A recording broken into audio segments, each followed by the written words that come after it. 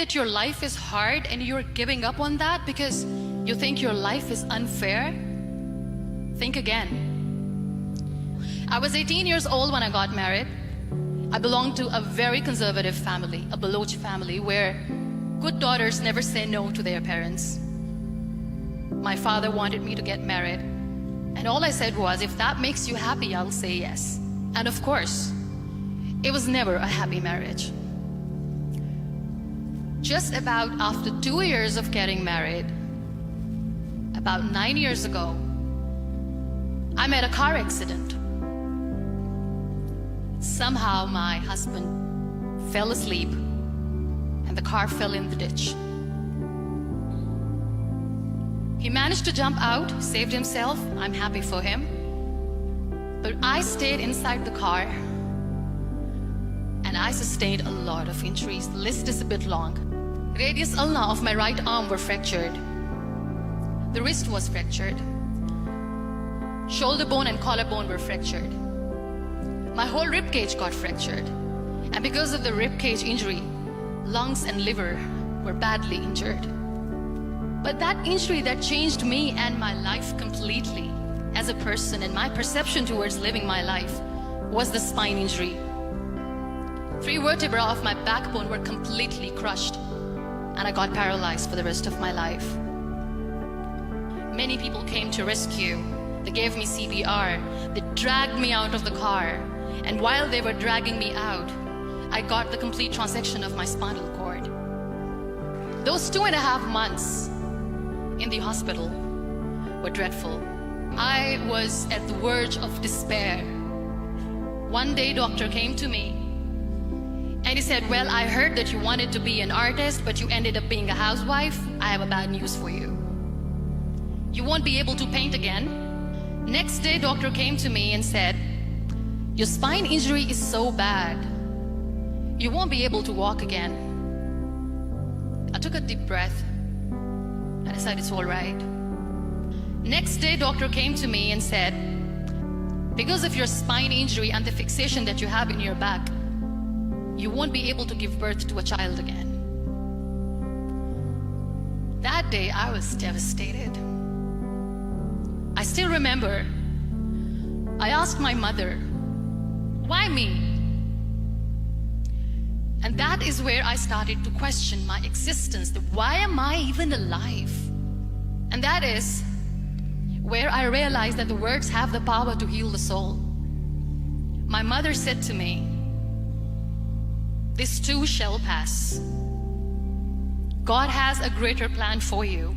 I don't know what it is, but He surely has. That day I decided that I'm going to fight my fears. So I wrote down one by one all those fears. And I decided that I'm going to overcome these fears one at a time. You know what was my biggest fear? Divorce. I couldn't stand this word.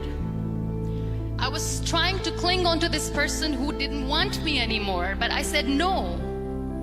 I have to make it work. But the day I decided that this is nothing but my fear, I liberated myself by setting him free. And I made myself emotionally so strong that the day I got the news that he's getting married, I sent him a text that I'm so happy for you and I wish you all the best. And he knows that I pray for him today. Number 2 was, I won't be able to be a mother again. And that was quite devastating for me. But then I realized there are so many children in the world, all they want is acceptance. So there is no point of crying, just go and adopt one. And that's what I did. 2 years later, I got this call from a very small city in Pakistan. I got a call and they said, are you Muniba Mazari? There is a baby boy and would you like to adopt? And when I say yes, I could literally feel the labor pain. I said, yes, yes, I am going to adopt him. I am coming to take him home. So when you accept yourself the way you are, the world recognizes you. It all starts from within. We have this amazing fantasy about life. This is how things should work. This is my plan. It should go as per my plan. If that doesn't happen, we give up.